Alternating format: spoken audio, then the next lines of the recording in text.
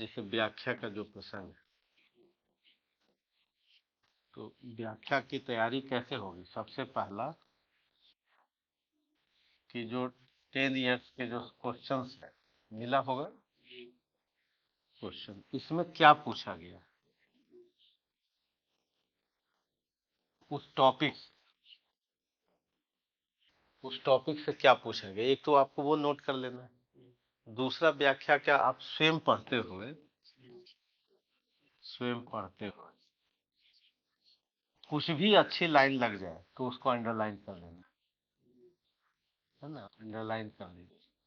जो वाक्य अच्छा लग जाए, ये सेल्फ इंटरेस्ट की बात, किसी का बोरो नहीं करना है, किसी का उधार नहीं लेना है। आपको स्वयं पढ़ते हुए जो चीज अच्छी लग जाए उसको क्या कर लेना है, किताब में ही अंडरलाइन कर लेना है। लेकिन अंडरलाइन करना है, रटना नहीं है। समझ में आई बात? रटना नहीं।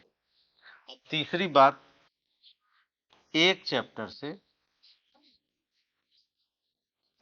कोई एक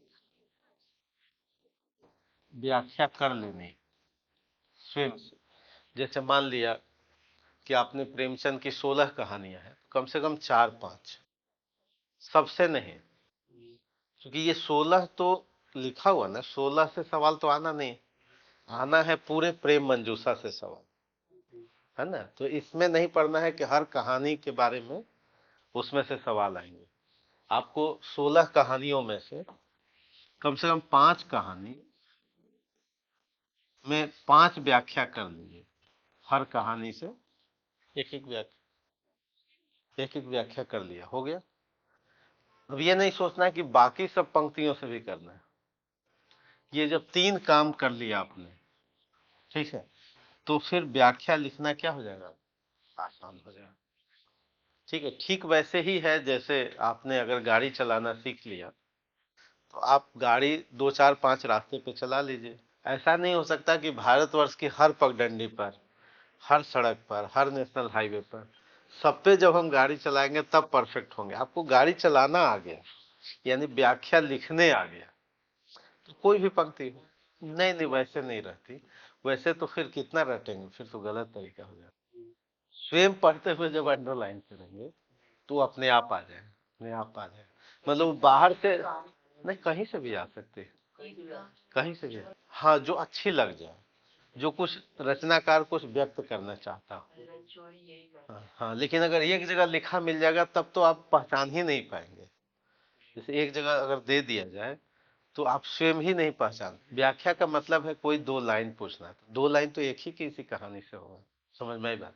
और दूसरी बात कि अगर उसको हम, अगर कोई लिख के दे देता हो तब तो एक भी नहीं पहचान पाएंगे। क्यों नहीं पहचान पाएंगे?